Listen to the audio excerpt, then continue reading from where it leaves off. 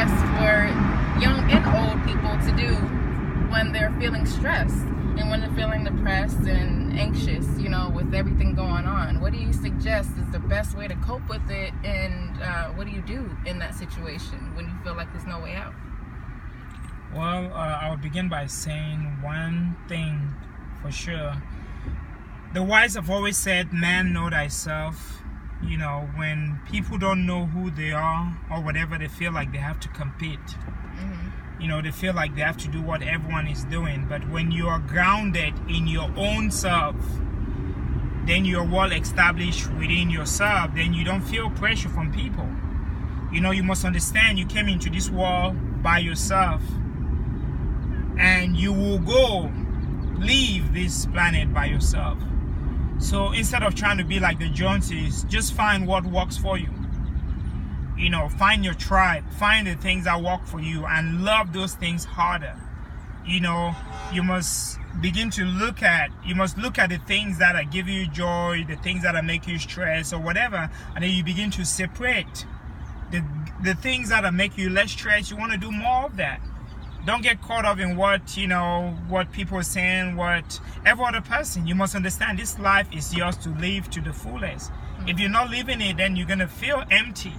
But how do you live your life to the fullest is by looking at what your dharma is. It's looking at what you were born to do. Because every single individual is born to do a particular thing. So instead of you looking at, what this person is doing, what Bill Gates, what George Bush, what Obama, what Beyonce, what your pastor is doing, what the pastor's wife is doing, is you looking at what makes you happy. Okay. What is it that really makes you tick? Because if you do not know what makes you tick, then you're going to find yourself spreading yourself so thin, trying to do every other thing, running away from yourself, spending time with every other person, but never spending time with the most important person. And when you begin to spend time with yourself, what will happen is you will come to know who you are. Wow. So I heard you mention something about, finding your tribe and everything. And a lot of people mistake that as, just their family, like their immediate family that they were born into. Is that always the case?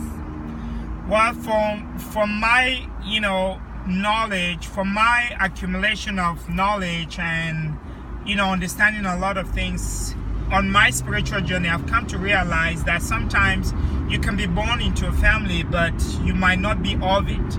That's why if you look at a lot of people, a lot of you listening to this video, you might bear with me. You might, understand from where I'm coming from. Sometimes when you've ever spiritual awakening, you're going to have the highest persecution from your own family, because they're not going to understand that you, this Elizabeth, who used to be 5 years old, running around, pooping everywhere, shitting everywhere, throwing stones at the police, and all of that, trying to kill your grandfather, they do not understand that you're now a new person.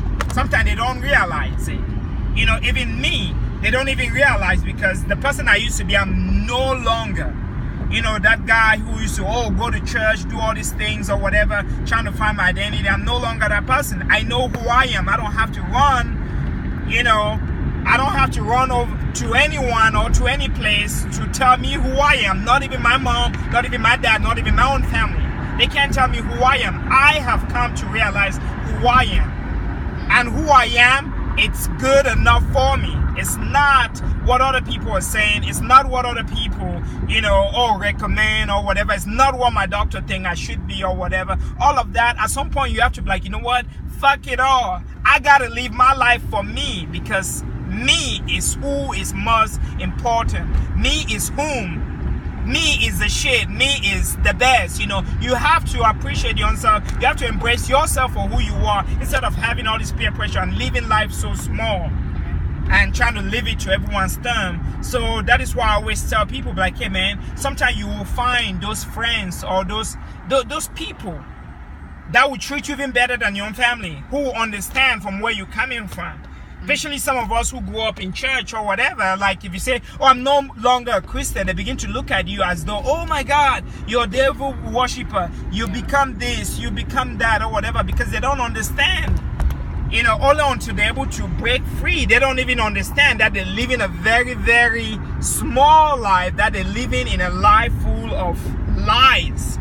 But, you know, because there's so much in this dungeon or in this cage, you know, mental cage, they can't see beyond, and they don't understand that you have breaking free out of these chains, and you have saved yourself from a lot of turmoil, from a lot of crying, from a lot of, you know, depression or whatever, because this journey will actually like shaking you to become awakened. It will force you to become awakened, whether you like it or not.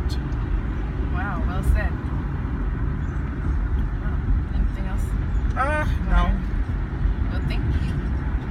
This is Mr. Wiseman. Ask questions, you know, email us, send us a text if you know us, you know, if you have any questions.